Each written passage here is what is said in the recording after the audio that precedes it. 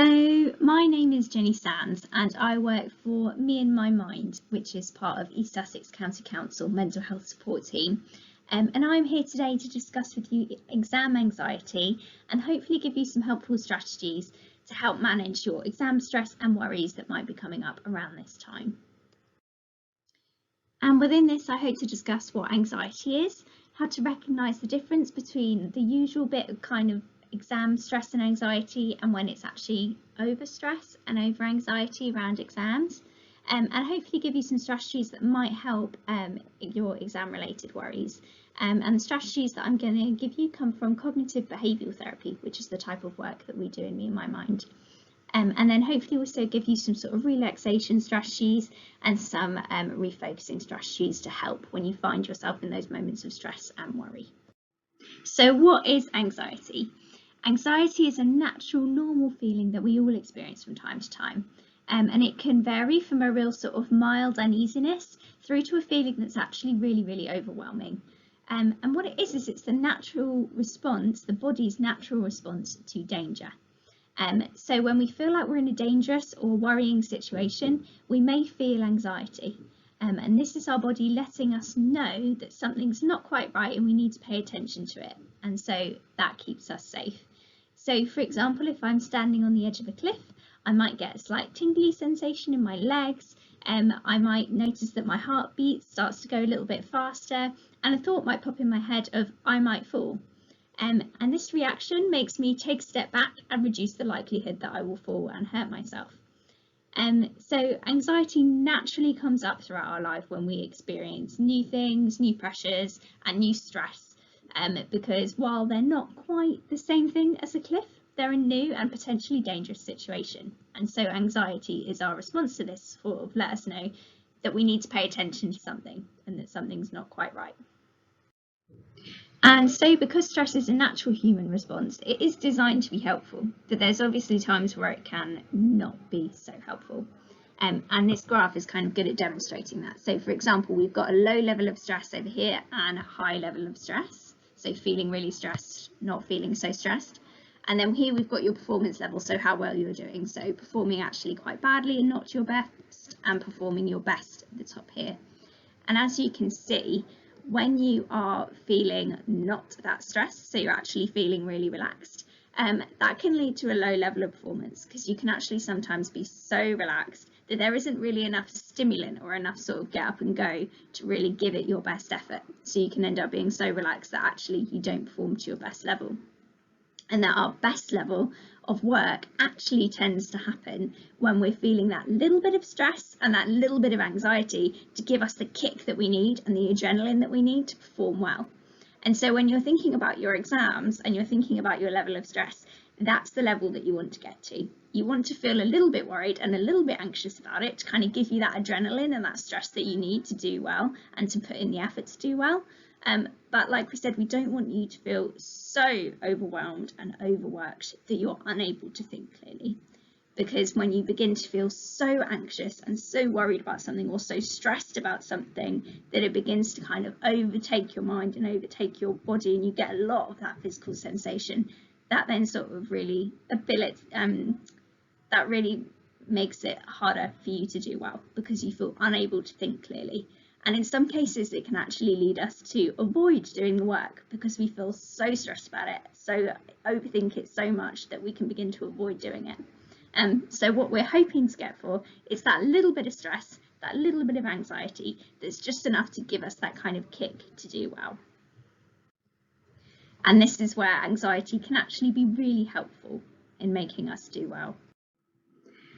And so how do you know which zone you're in and whether you've got that right level anxiety to make you perform your best? Well, usual stress around exam time is it is perfectly normal to have a few moments of real worry, real fear and a couple of tears. That is all perfectly normal reaction to that feeling of anxiety around exams. And I'm sure most of you will have those moments. It's perfectly normal for it to impact on a few of your dreams and a few of your thoughts. And on the day of exams, it is normal for you to eat differently, maybe struggling to eat, maybe eat a lot. And the night before, it is also perfectly normal for you to struggle to sleep a little bit.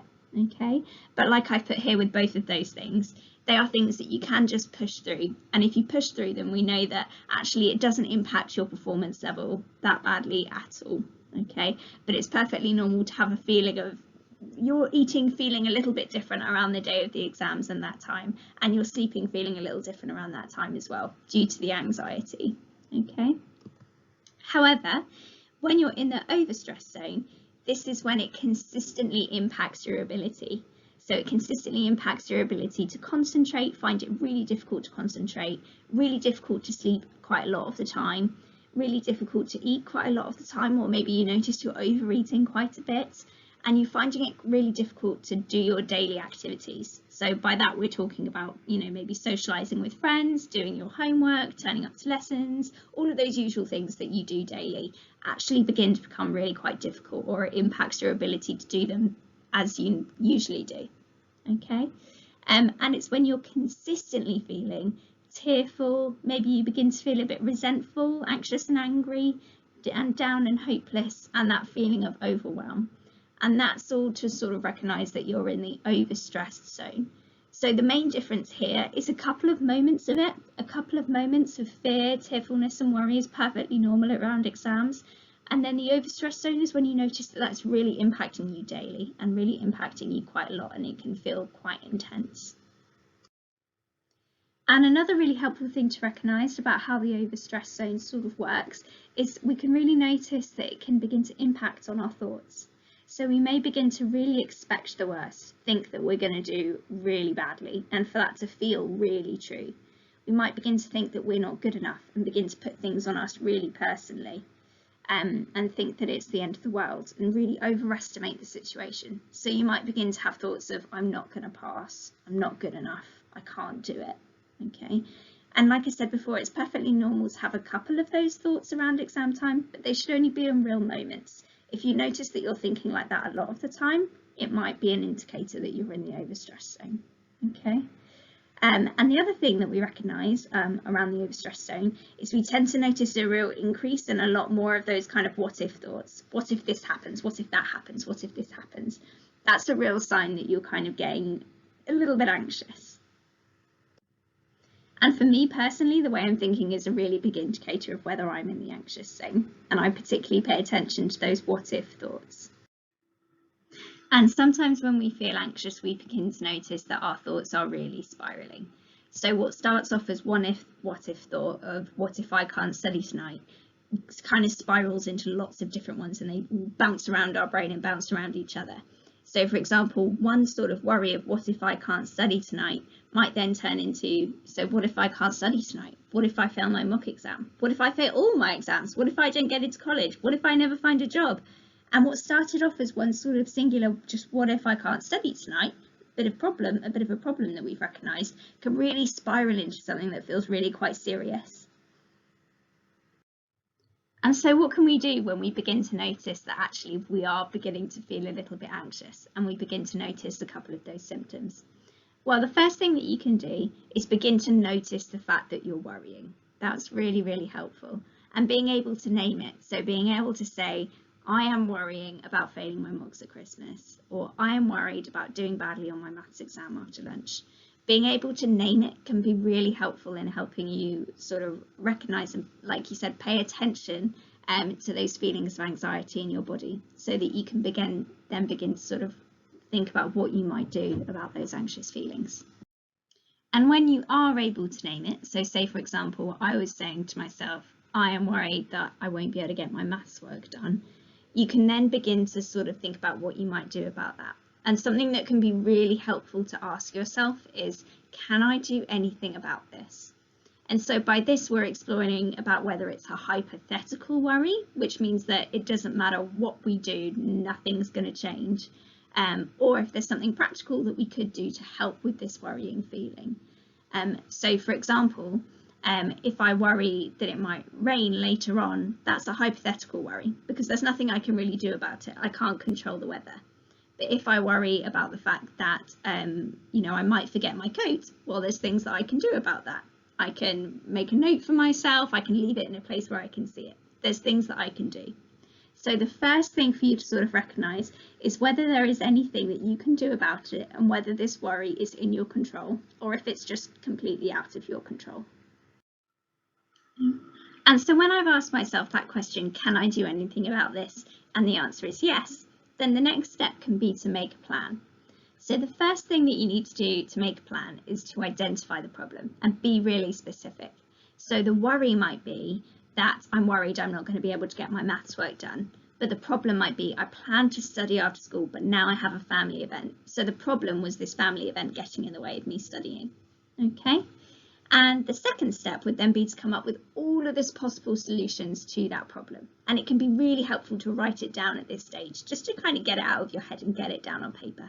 Some people find that really helpful. And at this stage, you are just coming up with ideas. They can be as weird and wonderful as you like, and you don't need to worry about them being good. It's just important to just kind of get out all of the possible solutions and all of the ideas, and don't get too hung up on whether they're good ideas or not yet. So I'm just going to give you a minute maybe to pause this video and just have a think about what possible solutions you could come up to that problem. So if you plan to study after school, but now you have a family event, what could you do about that? And now you've come up with all of your weird and wonderful solutions. The next step is to have a think about choosing the best solution. So the one that fits the situation the best. Okay, and it might not be perfect. Unfortunately, that's the way of the world sometimes. We don't always have a perfect solution to our problem, but it might be the best one that we can think of. And then when we've got the one that we think will work the best, then we just need to try it out. Might be something that we can do now, might be able to, if I had this worry at a time where I was free, I could just do my maths homework then and there. Or it might be something I have a worry on the bus, so it's not maybe the best time, so I schedule it for later. So I might have a think about when's the best time for me to actually do it. Tomorrow morning. Okay, I'm going to do this tomorrow morning. I've scheduled this time for later. Maybe I put a reminder on my phone or something like that to remind me that I've blocked out that time. So we identified the problem, is step number one. We've come up with all of the possible solutions, and they can be as weird as wonderful as you like, not worrying about them being good, just coming up with as many solutions as I can. And then I begin to narrow them down a little bit. Think about which one's the best one and then try that out by either doing it right now or scheduling it for a time where I can actually do it. And making a plan can be really, really helpful to help us with our worries.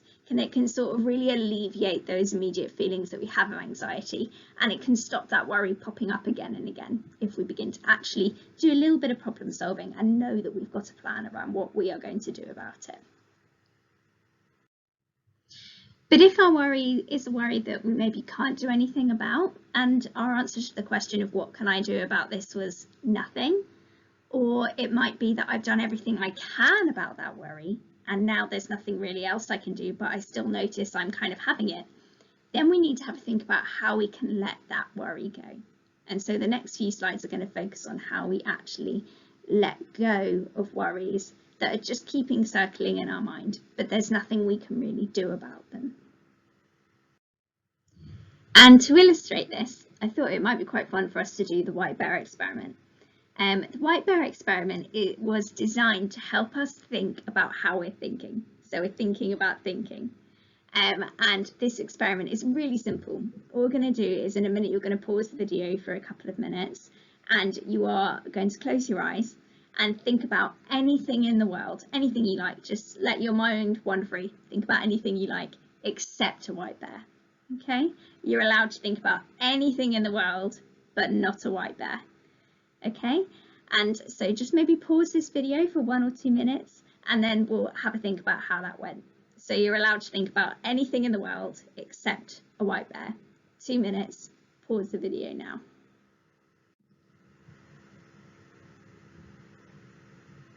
And how did that go? Most people find that it's basically impossible. It's really, really difficult to not think about the white bear. And the reason that this happens is because we've kind of got these two different parts of our brain. We've got the part of our brain that's trying to get on with things and trying to do things, but then we've got the other part of our brain which is reminding us, trying to be helpful, reminding us to not think about the white bear. And we find that those two parts of our brains kind of merge, and we end up thinking about the white bear. And the reason that I thought it'd be helpful for you to do this experiment is, for those of you that found that it was really difficult to let go of the white bear, which is most people, this is a really good illustration of what can happen when we are worrying about something that's like an upcoming event, such as an exam, because it's perfectly normal for this kind of thinking to happen, where it feels like it just kind of keeps popping up of nowhere and keeps reminding us, trying to be helpful, trying to remind us not to worry about it or not to think about it, or trying to remind us to do something about it. It can be really common to have this kind of like popping up experience, and for it to be really difficult to let those thoughts go. And it can be really challenging to let our worries go sometimes, but let's have a think about what we can do about it. And so how can we make it easier to let those worries go? Well, the first thing that can be really helpful is to think about if you just have the basics in place. So have you slept recently? Have you eaten recently? Have you been eating well? Have you drunk some water? Have you gotten up and moved? Have you exercised recently? Or have you talked about it with someone? All of these things can make a massive, massive difference in how in control of our thinking that we feel. Sometimes it can be much, much harder for us to feel like we're in control of our thinking if we're feeling really tired, if we're actually feeling quite hungry, if we need the toilet, if we haven't exercised recently, or if we haven't talked about it, if we just kind of let it go in our brains round and round and we haven't really discussed it with anyone. All of those things can make it much harder for us to feel like we're in control of our thinking. And this is something that I personally really identify with. If I notice that I'm really struggling to let a thought go, I often just sometimes need to check myself and think, have I drank any water recently? Have I slept last night? You know, just to kind of make me really think about whether my worrying and how I'm feeling might actually just be more of a reaction to the fact that actually I'm just a little bit tired today, opposed to actually what the worry is. And so sometimes this can be really helpful, just asking yourself the questions about if you really looked after yourself today can be helpful in making you sort of recognise and think about how in control am I in my thoughts today? Am I just really tired? Do I just need the toilet? Am I just really hungry? That can be really helpful as a first step of just sort of letting that worry go, if you then begin to sort of put these little things in place to look after yourself. And if we're still finding that it's really difficult to let that thought go, and sometimes thoughts can be really difficult to let go, then it might be a good time to use either a relaxation or a refocusing technique. So if you notice that your anxious feelings are really quite physical and you feel quite tense, or you're breathing quite fast, shaky legs, all of those types of physical symptoms, it can be really helpful to use a relaxation technique, maybe one that focuses on your breathing or relaxing your muscles. Any sort of mindful activity that way can be really helpful just to bring those anxious feelings down. Okay, and unfortunately I don't have time to go into all these different breathing techniques here, but I do have a handout that will sort of give you a guide, so you can maybe find one that works for you. Or if you're still struggling to let that thought go, it might be really helpful to find something to refocus on. So what you're doing here is you're making a choice to take your mind away from your thinking and place your attention onto something else. So whatever pleasant activity you like to do, whether it be watching Netflix, going for a run, talking to a friend, talking to your parents, anything that's around, it can be really helpful to purposefully find an activity to do to take your thinking away from that worrying thought. And most people find that it can be really helpful to do something physical in particular, or something that engages your senses, because it's really helpful in sort of taking your brain away from how you're thinking and focusing on the things around you. Okay, and so just take a minute to have a think now. What techniques of distraction or refocusing do you already use, and could you use if you were struggling to let go of a thought? I'm just going to give you a minute now to pause and discuss.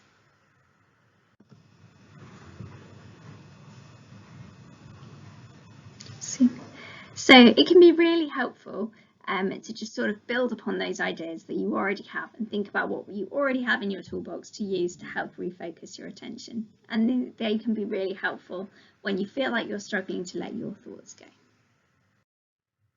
And so those are the 3 key steps in managing worries. Particularly helpful way to manage exam worries is to firstly to recognise the worry, ask yourself, can you do anything about it?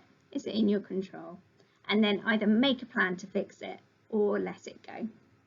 and that can be really helpful in alleviating those usual, very normal feelings of anxiety you get around your exam time. And you might need to rinse and repeat those steps a couple of times, because like that white bear, we can sometimes notice particularly that our thoughts kind of pop up and keep popping up. And so sort of redoing those steps, and every time you notice it coming up, noticing the worry, thinking about if you can do anything about it, and either making a plan or letting it go, can be really helpful in sort of alleviating a couple of those anxious symptoms. And so I hope that you found this very quick fire session on exam worry helpful. I've just got this little handout for you, which should just sort of remind you of a couple of the key points in this session, such as the fact that exam worry is perfectly normal, and sort of recognise when you're feeling overstressed and when you're feeling the right amount of stress for exams. And it also goes into a little bit more detail on some of those relaxation and refocusing techniques that I've very quickly covered. So I hope you found this session helpful. If you haven't, but good luck with all of your exams, and I hope you have a not so anxiety provoking but the right amount of anxiety provoking year. Thank you.